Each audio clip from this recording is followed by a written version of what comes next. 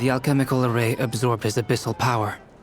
Then Durin processed it to render it usable by Columbina.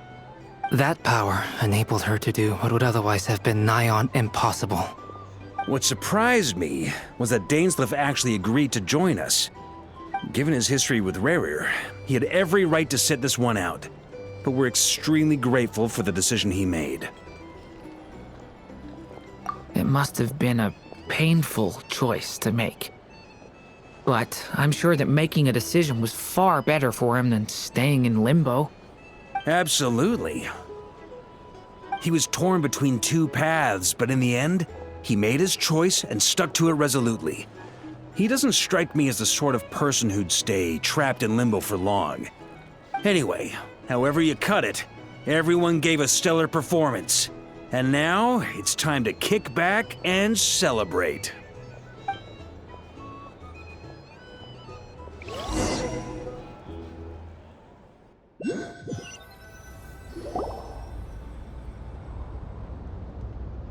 That's the only reason you're here?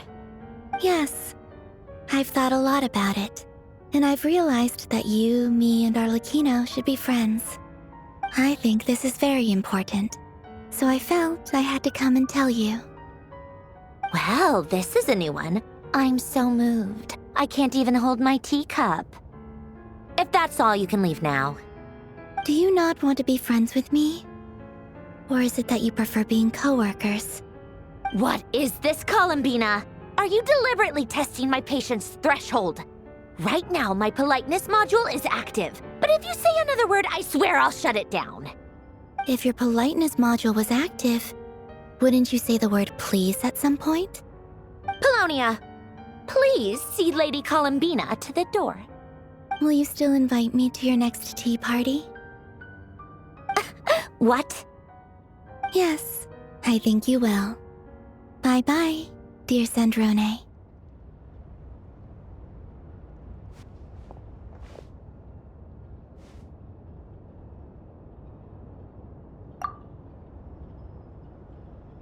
Last time, the Wild Hunt escorted you out. Would you rather I handled it myself this time? We just wanted to, see how you were doing now that it's all over. Why? Out of concern for my safety? I hope you didn't seriously think that the Rayhir of Silnari would be able to lay so much as a finger upon me, given how prepared I was. Mostly because you kind of helped us out, so we just wanted to check you were okay. Looks like all your robots are fixed, huh?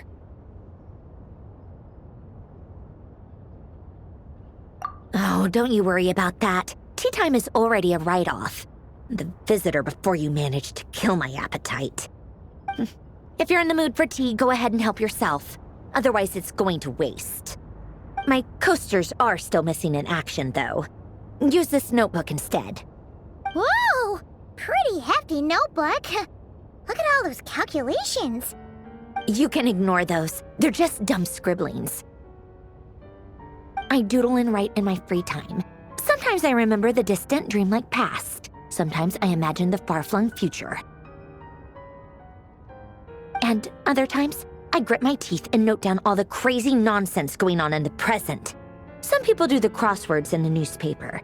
This is my equivalent of that. Trying to predict the future is like daydreaming.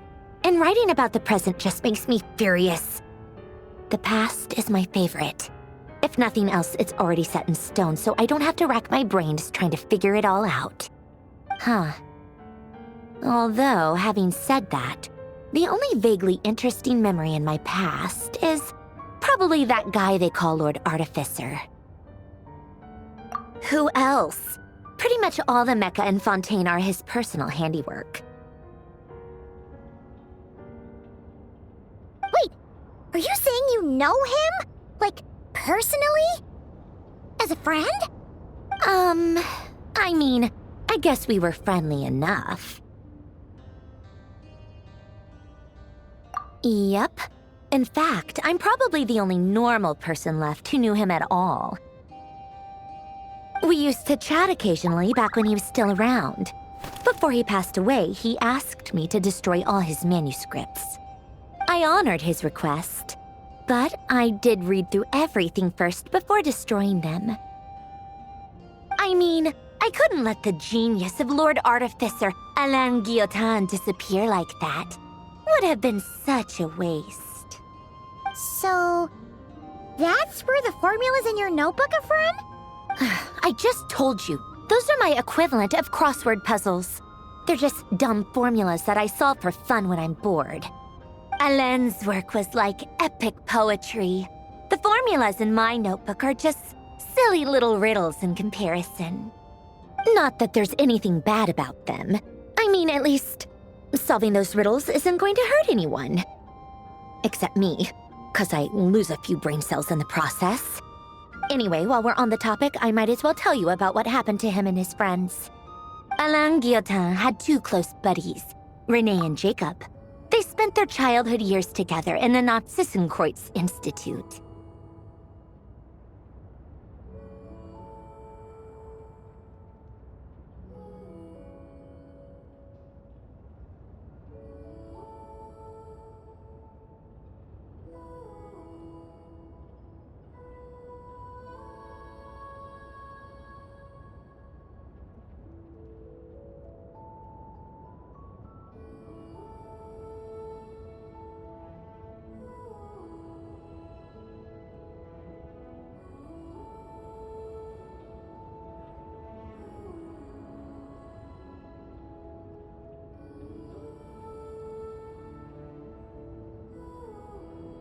They were all quite competitive, so there was some rivalry between them, but it was a friendly rivalry.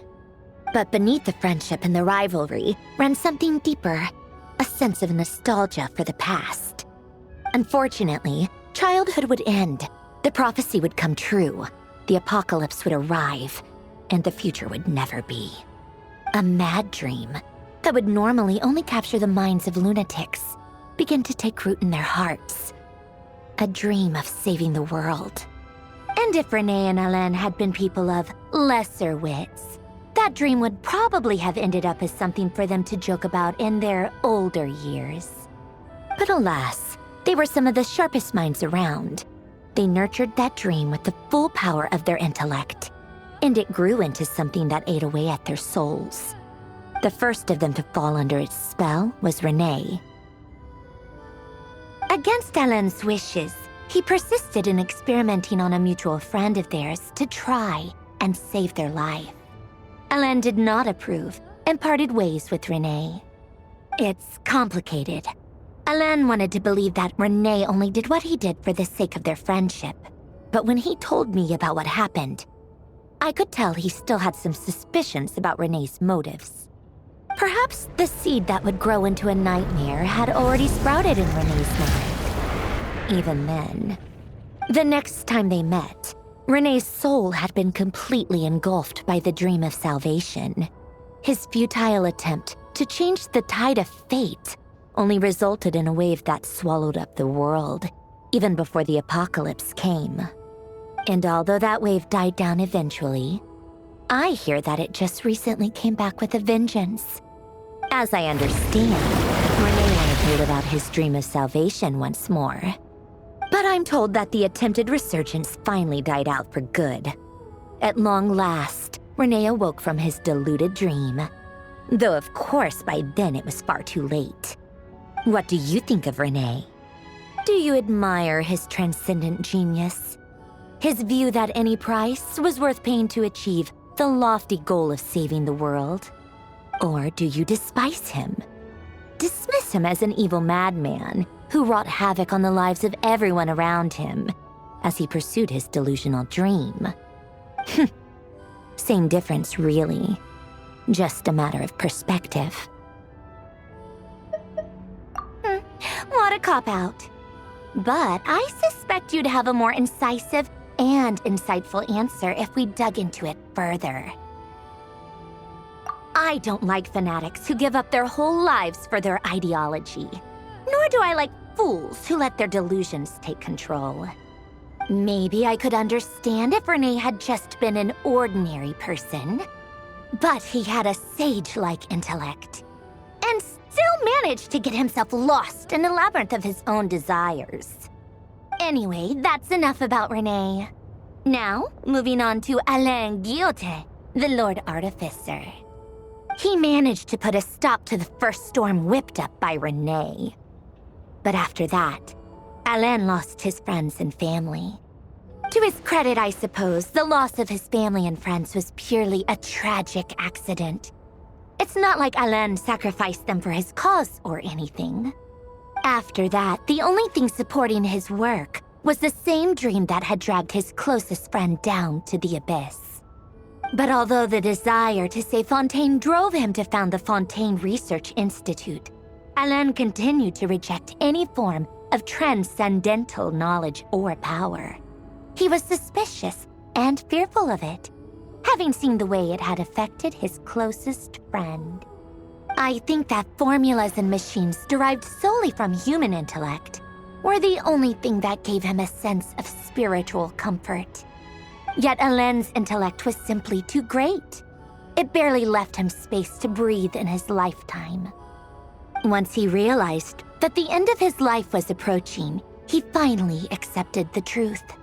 The Nazissenkreuz Institute needed someone, and a human being, to see its story through to the end. He quit working on his formulas, trading them in for the fairy tales that had played such a formative role in his childhood, but which he barely touched in his adult life. He told me that the director of the Nazissenkreuz Institute used to read those fairy tales to the children as bedtime stories. Apparently, they worked wonders at sending kids off to sleep. I think that all he wanted at that time in his life was to be able to sleep deeply without being plagued by depression. By that point, nothing else really mattered. At the very end, he laid down to rest in the ruins of the former Nazissenkreuz Institute orphanage, while the Fontaine Research Institute he had founded continued tirelessly with its work. Many years after that, tensions over competing dreams would once again cause a rift, this time between members of the Fontaine Research Institute. But the actions of those fools had nothing at all to do with Alain. And that is the story of two people from the Nazissenkreuz Institute who both wanted to save the world.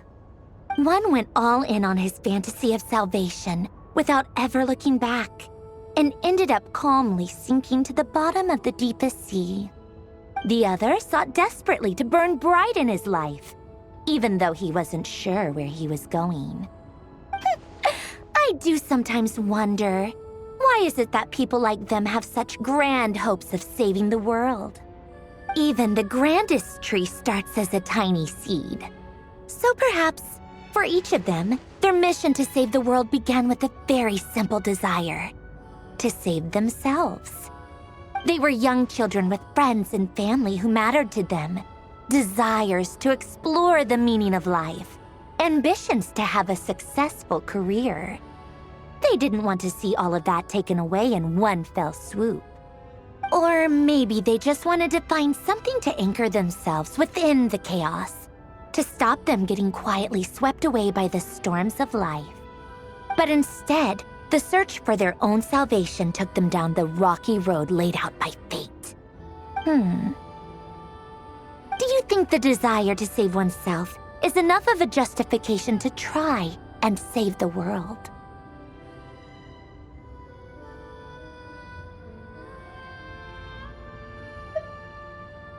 Sensible answer. Glad to know you've got your head screwed on straight. Alain would disagree, though. I asked him the same question back when he was in his prime, putting all of his energy into his work. Yes, it's enough. No elaboration, just a quick, short answer before getting right back to his work. He was always that way. All right, tea time's over. I owe Arlecchino a favor for telling me these stories. I'll have to bring a whole sack of gifts the next time I visit the House of the Hearth. I'm gonna go tinker with Polonia now. You guys can do whatever you want, as long as it doesn't involve interrupting me. Polonia, exit hibernation mode. Begin diagnostics.